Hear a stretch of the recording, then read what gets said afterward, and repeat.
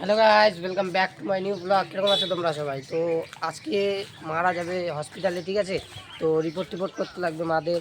তো এখন মাদের সাথে গিয়ে কথা বলবো। আর আমার তো পূজা দিতে যেতে হবে পরে, কারণ কি আজকে সোমবার, বাবার পূজা দিতে যেতে হয় আমার, ঠিক আছে বন্ধুরা?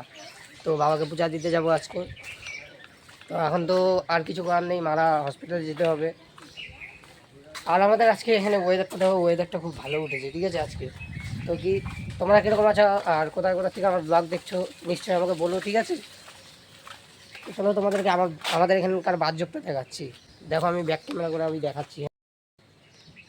এই দেখো কত সুন্দর লাগছে, মানে একটা প্লেসটা দেখছো কত সুন্দর লাগছে। আইফোনের ক্যামেরা হলে না আর একটু ভালো লাগতো। নিব আমি জলদি সব কিছু নিব। দেখো কত সুন্দর প্লেসটা, দেখেছো? ঠিক আছে, চলো বাড়িতে যাই, দেখি বাবারা কী করছে। তো বাইরে চলে আসলাম, সব কাজকর্ম হয়ে গেছে অর্ধেক।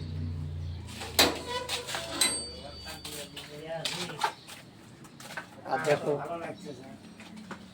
চা খেতে ওরা কি হয়েছে বন্ধুরা, একটা রূপ দেখবে, ঠিক আছে? দেখাচ্ছি কি পরে বসে আছে দেখো। তাহলে মা কি বলবা? তোমার স্বামী চাকরি করে বসে আছে, জব কি?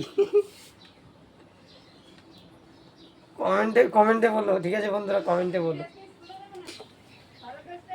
তাহলে আজকে তোমার রিপোর্ট করতে যাওয়া, পেট ব্যথা কমে গেছে, ঠিক আছে বন্ধুরা? মার পেট ব্যথা কমে গেছে, আজকে রিপোর্ট করতে যাবে। কেন কি এই পেটের ভিতরে কি আছে দেখবে। খাওয়া দাওয়া করে যাবো না?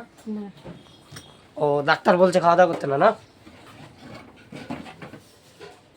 তো আমাদের জন্য রান্না করে যাচ্ছে মা, এসে মারাও খাবে। মার পেট ব্যথাটা কমেছে, ওর জন্য আজকে একটু দিলাম। কালকে আমি সবই কাজ করেছি, ঠিক আছে? তোমাদেরকে তো দেখালাম ওয়েদারটা খুবই সুন্দর হয়েছে। দেখো কত সুন্দর ওয়েদার।